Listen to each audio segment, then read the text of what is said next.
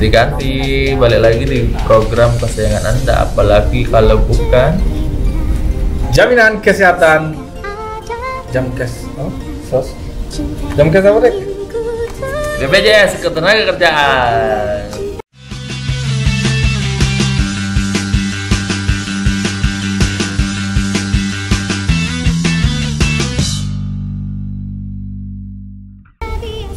Sudah 1 minggu berlalu dengan berbagai macam cobaan, rintangan, halangan yang terus melanda negeri ini, termasuk kami.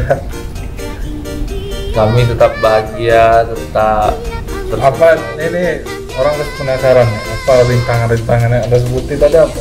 banyak. Apa contohnya? Kata ini ya, permainan Benteng Takeshi. Oh iya. Anda tahu juara 1 Benteng Takeshi siapa? Belum pernah. Belum pernah. Tidak ingat ya? Nggak ingat. Emang kamu tahu? Enggak. Itu yang kaisarnya. Bodoh kamu. Gini kamu. Masih ada lah sih. Benteng Takeshi. Aduh, itu lagi yang apa? Panglima perang yang dari yang para peserta tuh. Ayo, kamu bisa. Serah. Ya itulah salah satu ketahuan yang kita umur berapa ya. Mungkin anak-anak kamu tahu kok.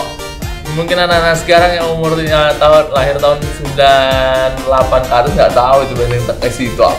Nggak ada lagi. Mungkin dia juga nggak tahu apa ya, kayak Family 100. Iya. Wants to be Millionaire. Siapa nama hostnya tuh? Pemilik 100 itu? Ini Sony Sulung. Iya, Sony Sulung. Sekarang udah nggak ada. anak-anak sekarang tahunya tukul, nggak tahu di Sony Sulung. Kita akan memberikan informasi di segmen awalnya. Kita dari mana, Om? Kita ke Kota Jambi dulu. Ini ada yang Apa? kemarin Kota Jambi Udul. Kota Jambi dulu nih ya. Oh, Kota Jambi dulu kayak mana?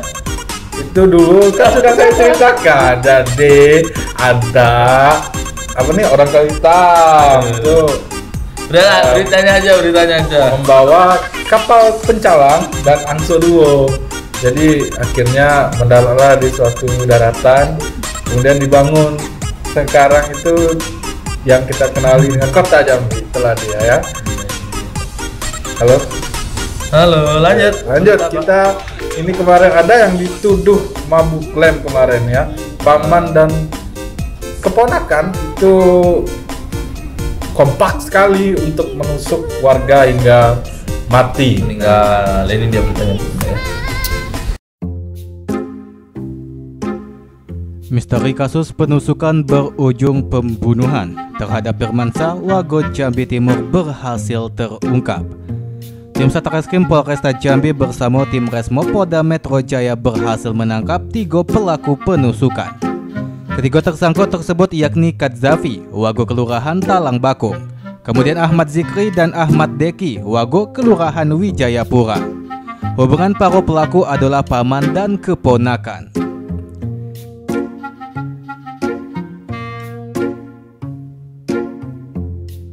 Diketahui aksi pembunuhan terjadi pada Jumat 31 Juli 2020 sore di Jalan Pangeran Antasari, Kelurahan Talang Banjar.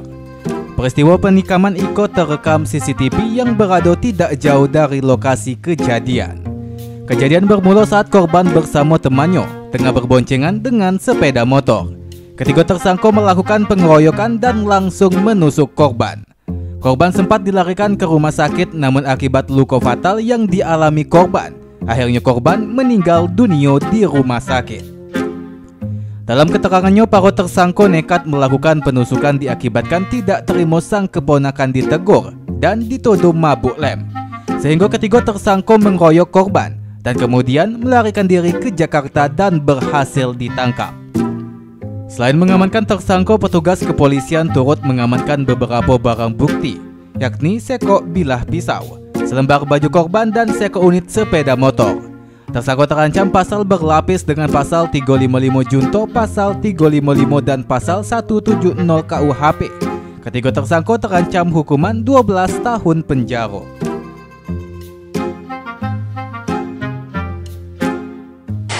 Perkara penganiayaan yang dilakukan secara bersama-sama yang mengakibatkan kematian. Jadi pasal yang disangkakan pasal 355 ayat 1 dan 2, KUHP junto pasal 353 ayat 1 dan ayat 3, KUHP junto pasal 351 ayat 1 dan 3, dan pasal 170 ayat 2 KUHP. Ini MK ini umur 15 tahun, kemudian AZR umur 16 tahun, kemudian ADZ umur 38 tahun. Korban saudara Firmansyah dan saksi Made datang ke gerbang SMK Unggul Sakti. Nah, ini yang bersangkutan menegur tersangka, kemudian tersangka ini tidak terima dan lalu tersangka pulang ke rumah dan mengambil 9 pisau dan memberitahukan kepada tersangka ADZ. Sesaat kemudian melintas di dekat SMK Unggul Sakti, kedua tersangka berpapasan dengan korban dan saksi Made. Selanjutnya terjadilah perkelahian. Sudah melarikan diri, sudah akan menyeberang ke Pulau Jawa melalui Pelabuhan Bakahuni. Asar Patahangi, Jack TV ngabari. Tuh, nah ini kejadiannya di Kota Jambi dan sungguh sangat membingungkan ya, membingungkan.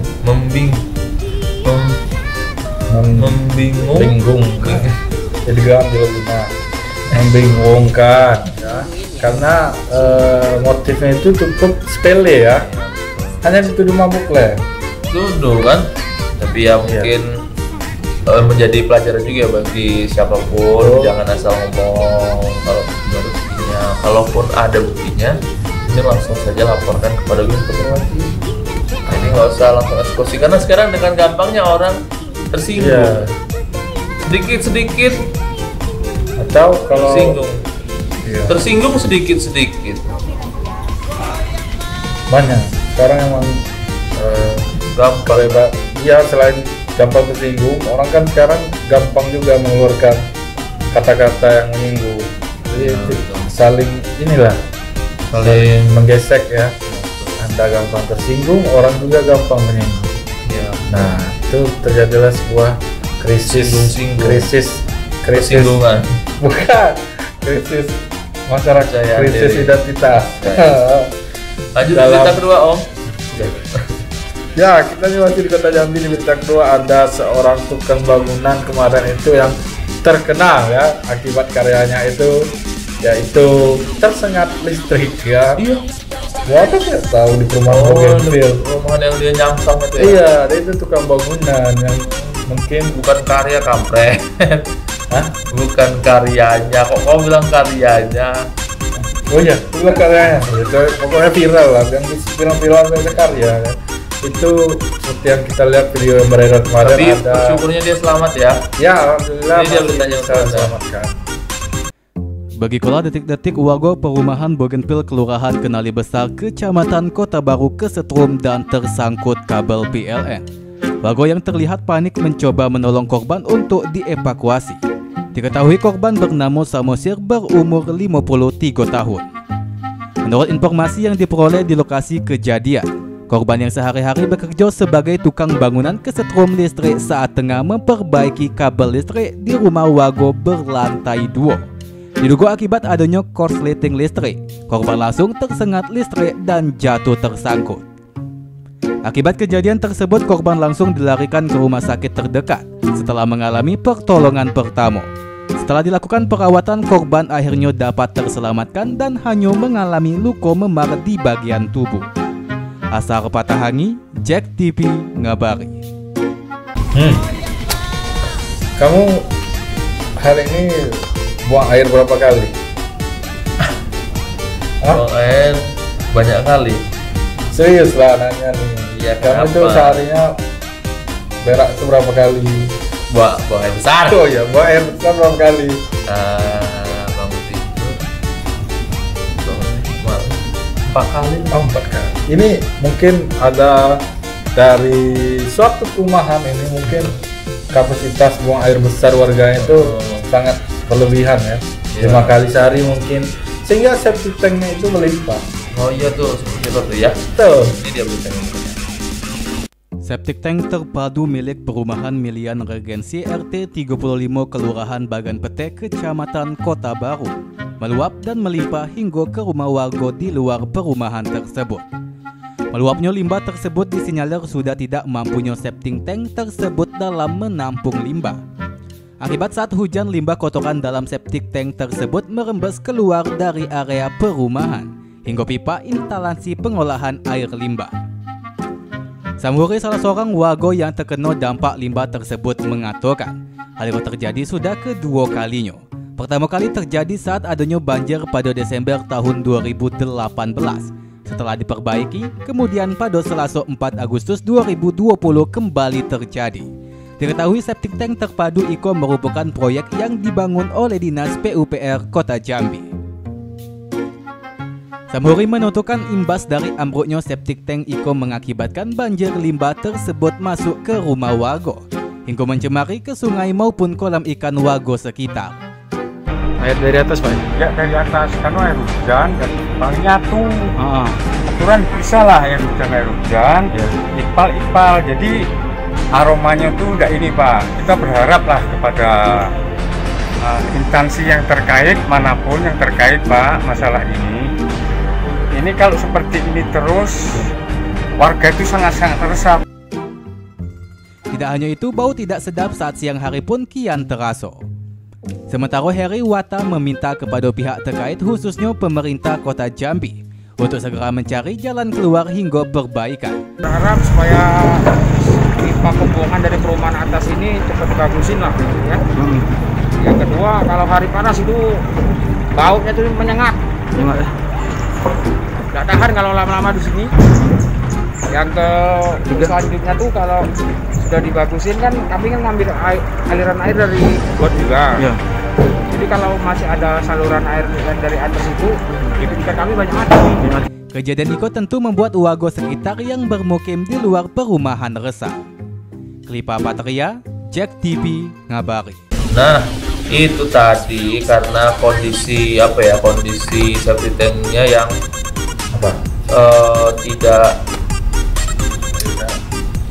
tidak disedot, bukan tidak mencukupi. Oh, warganya bertambah gitu. Itu tidak mencukupi.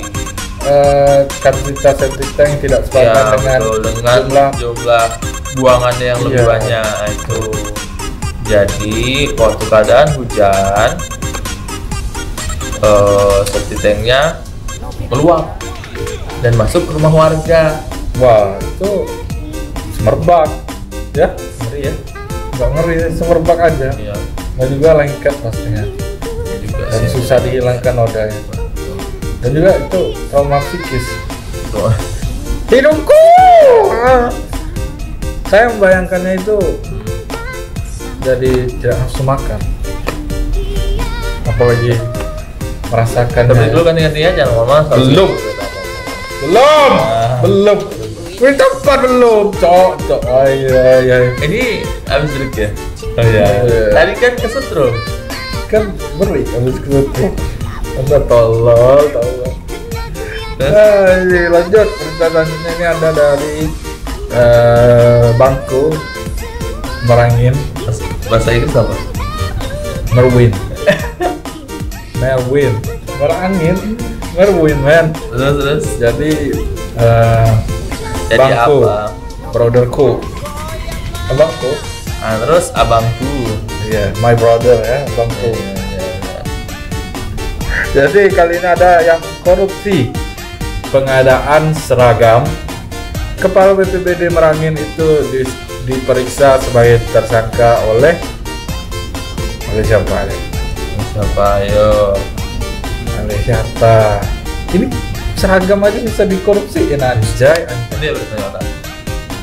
Kejaksaan Negeri Merangin terus mempercepat proses kasus dugaan korupsi pengadaan seragam Linmas untuk penjago TPS di Pilkada Merangin tahun 2018. Dugaan korupsi yang diperkirakan merugikan negara senilai 400 juta rupiah tersebut telah menetapkan 4 orang tersangka. Keempat tersangka sudah diperiksa kembali oleh pihak Kejari Merangin.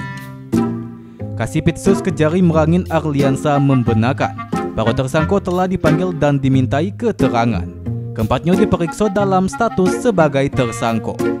Adapun keempat tersangka tersebut yakni Akmal Z yang merupakan mantan Kepala Satpol PP Merangin yang saat itu menjabat sebagai Kepala BPBD Merangin. Kemudian ACH merupakan oknum polisi aktif yang saat itu bertugas di Polsek Tabir Ulu. SH merupakan sekretaris pimpinan anak cabang PDI Perjuangan, serta ISK merupakan ketua Pokja di ULP Merangin. Jadi memang itu sekarang lagi proses. Sudah kita lakukan pemanggilan terhadap tersangka, sudah kita lakukan pemeriksaan, tapi untuk tindakan selanjutnya ya ini masih dalam tahap proses. Riko Saputra, JEK TV, ngabar. Kondisi Jambi sekarang banyak banget terjadi aksi kriminal. Untuk masyarakat juga harusnya berhati-hati karena beberapa isu ataupun berita kemarin kayak di bawah kantor ini sendiri itu ada pecah kaca mobil, kemudian rumah juga sering disatroni. Sekarang juga banyak curanda sepeda ya, curanda. Kemudian juga yang di NES itu begal kalau nggak salah ya, mendapatkan. Jadi harus hati-hati, terus hati-hati pokoknya deh. Juga itu ada pelakor ya, Ada ya? ada pelakor ya. Betul, semua orang di tempat Jati. Lanjut berita pertama di segmen ketiga nih Om. Lanjut kita ke Jambi. Yang kita ketahui ini kriminalitas sedang jaya-jayanya ya. Dan juga ini adalah iya sedang masa kemasannya. Dan juga ini ada ATM di Jeluntung itu, salah satu ATM itu berhasil hampir nyaris dibobol. Itu luar biasanya maling. Ini dia.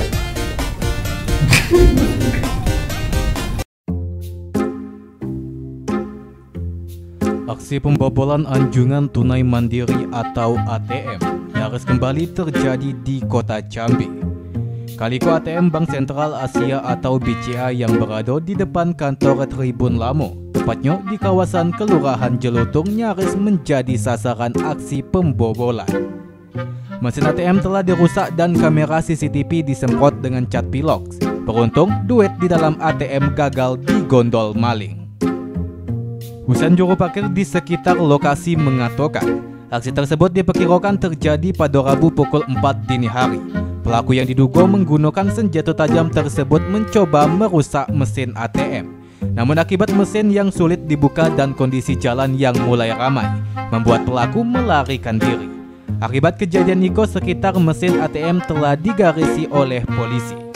Sementara itu, melalui telepon seluler Kanit Reskrim Polsek Jeluntung, Ibda Pajar membenarkan atas kejadian tersebut. Saat itu tengah dilakukan pemeriksaan dan penyelidikan. Menurutnya, pelaku sempat merusak CCTV dengan menyemprotkan pilox di lensa kamera CCTV. Beruntung dalam kejadian itu, duit di ATM tidak berhasil dibawa kabur maling. Namun pihak bank mengalami kerugian ditaksir mencapai 10 juta rupiah atas kerugian kerusakan mesin ATM.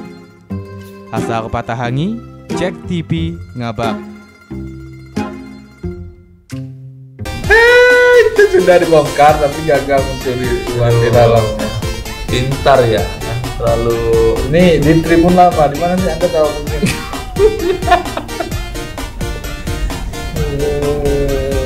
Lucu ya itu ini.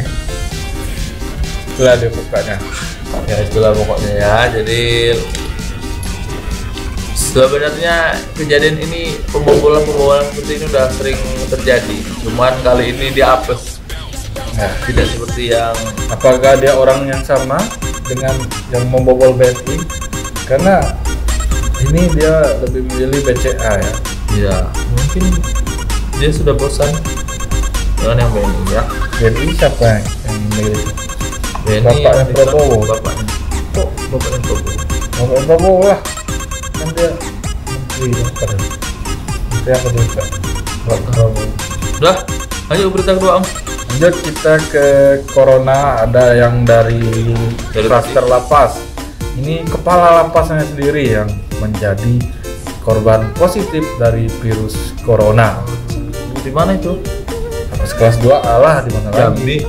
Iya, emang ada lapas di sana. Jumlah warga yang terpapar virus corona semakin hari terus bertambah. Bahkan virus corona kini mulai menyebar ke beberapa instansi pemerintahan di Provinsi Jambi. Tidak terkecuali terhadap Kepala Lapas kelas 2 Jambi Yusran Saad. Melalui sambungan telepon bersama reporter Jack TV, Yusran mengaku terdeteksi virus corona dari istrinya yang merupakan pegawai Dinas Pariwisata Provinsi Jambi. Kemudian Yusran mengikuti uji swab pada 30 Juli 2020. Yusran kemudian dinyatakan positif uji swab pada 4 Agustus 2020. Yusran mengatakan saat itu dirinya tengah menjalani isolasi, namun dirinya mengatakan dalam keadaan sehat. Baru beberapa hari dirinya dinyatakan positif dan Yusran langsung memisahkan diri untuk menghindari penyebaran yang luas. Alhamdulillah, kalau untuk saat ini kondisi saya sehat walafiat. Tidak ada kendala, tidak ada gejala, tidak ada apa sekarang. Sehat walafiat, insya Allah, alhamdulillah. Cuma hasil swabnya itu tanggal 30 kemarin, baru kemarin dapat saya kabarnya tanggal 5, ternyata saya positif corona. Saya mengikuti perintah dari Dinas Kesehatan.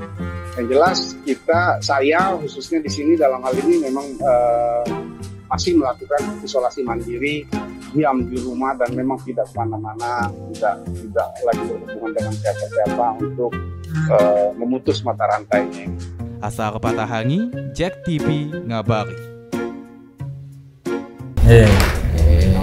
Ganti. Tidak terasa sudah di penghujung acara. Ya, dan juga ada penghujung karir. Penghujung karir. Iya, itu dia. Sudah tidak terasa. Iya. Berbulan-bulan kita menghadapi virus corona ya. Iya betul ya. Dari awal karantina, ada lockdown, sampai sekarang ada new normal ya. Itu berita terakhir ini kita dari Kota Jambi. Ini ada kampung, pulang kampung ya. Ada maksud pulang kampung itu juga menjadi penyebab dari lonjakan naiknya kasus positif virus corona. Ini dia kasus pasien positif virus corona di Provinsi Jambi hingga kini terus berada dalam tren melonjak. Berdasarkan data dari Gugus Tugas Penanganan COVID-19 Provinsi Jambi pada 5 Agustus 2020, terdapat tambahan sebanyak 5 orang warga Jambi yang positif virus corona. Bahkan pada 4 Agustus 2020, Provinsi Jambi memecahkan rekor baru penambahan pasien positif virus corona dengan banyak 19 orang. Total kasus virus corona di Provinsi Jambi hingga saat itu telah menyentuh 193, dengan rincian 116 orang pasien sembuh, 4 orang meninggal dunia, dan 73 pasien masih positif virus corona. Dokter spesialis paru Rumah Sakit Umum Daerah Raden Matahir Ikalius menjelaskan, melonjaknya angka pasien positif virus corona di Provinsi Jambi disinyalir oleh masyarakat yang mulai lengah akan protokol kesehatan. Selain itu, pasca hampir sebulan pemerintah memberlakukan masa adaptasi kebiasaan baru dan relaksasi di sejumlah sektor, sehingga angka kasus positif terus bertambah. Ikalius menuturkan disinyalir mayoritas pasien positif virus corona berasal dari warga perantau yang nekat melakukan perjalanan keluar daerah hingga pulang ke kampung halaman. Sehingga sesaat warga tersebut pulang kembali ke kota, warga tersebut telah membawa oleh-oleh berupa virus corona. Warga yang telah terlanjur melakukan perjalanan keluar daerah diminta untuk mengisolasi secara mandiri dan mengikuti uji rapid test sesegera mungkin sebagai langkah screening awal. Nampaknya ada pas mau lebaran ini banyak. 151 diduga itu adiknya dari Jakarta. Iya. Tapi mana yang kena juga tidak tahu. Apakah adik datang dari Jakarta, kakaknya sakit pilek, tidak tahu juga. akhirnya kedua-duanya kan dia PCR positif. Yang satu dirawat di Batavia, yang ini dirawat di Abdul Manaf kan. Nah orang ini punya istri di Raden Matahari yang bagian administrasi. Jadi istrinya juga, nah kemudian istrinya ini ternyata kita yang itu yang lain 3 orang itu dapatnya dalam karena di swab aja. Jadi kan dia suaminya kena, dia kena, dilakukanlah pemeriksaan tracking ya. Nah itu di swab orang sekitar dia dapat 4 kan. Jadi bikin heboh. Jadi yang 4 ini kan sudah diamankan untuk penularan ke yang lain. Insya Allah nggak ada. Kan nanti semua petugas yang di tempat itu diperiksa swabnya. Semuanya ya? Nah, semuanya. Kemarin kan terbatas sudah dilakukan semuanya. Nanti diharapkan keputusan rantainya cepat. Kendati demikian, warga Provinsi Jambi diharap untuk tetap tenang dan tidak perlu panik dengan pandemi virus corona. Warga dihimbau untuk tetap dan mengikuti protokol kesehatan. Warga dihimbau selalu memakai masker, mencuci tangan, menjaga jarak, tidak bersentuhan tangan, tidak keluar rumah, serta menjaga kesehatan dan kebersihan. Klipa Patria, JEK TV, ngabari. Selain pulang kampung itu ada penyebab lainnya juga ya. Mudik. Ya, BPJS tidak dibayar. Jadi orang mau berobat, oh kok tidak ada BPJS? Ya itu juga salah satu faktor ya pulang kampung itu ya. Selain faktor itu juga masyarakat juga harusnya lebih aware tentang kesehatan terutama saat ini. Karena kita bukannya melarang Anda untuk pergi kemana-mana ataupun beraktivitas secara normal, dalam artian tidak memakai masker atau sebagainya. Tapi bagaimana kalian bisa menjaga diri dari bahaya COVID-19? Mentang-mentang new normal kan warga nekat-nekat saja pulang kampung. Betul. Ini juga ditandai dengan berubahnya beberapa daerah itu menjadi zona oranye ya. Itu kalau yang tidak tahu, oranye itu bentar lagi jadi merah. Bukan oranye itu bentar lagi jadi hijau. Maka seharusnya masyarakat ini semakin waspada, bukan semakin nekat keluar ke sana sini pulang kampung. Tolong. Terima kasih kan sudah menyaksikan Iko Berita Bopo di segmen episode kali ini. Semoga bisa memberikan informasi yang aktual kepada kalian, juga bisa memberikan himbauan yang baik lah untuk kalian. Terima kasih dan mohon maaf jika ada salah kata, salah perbuatan, salah edit. Untuk saksikan JEK TV dan follow Instagram kami berdua, follow Instagram JEK TV, juga subscribe YouTube channel JEK TV. Kalian juga bisa memperbarui informasi Anda melalui sekitar jambi.com. Ya, akhir kata saya Nigel Kusuma. Saya Prabowo Subianto. Nah, assalamualaikum warahmatullahi wabarakatuh.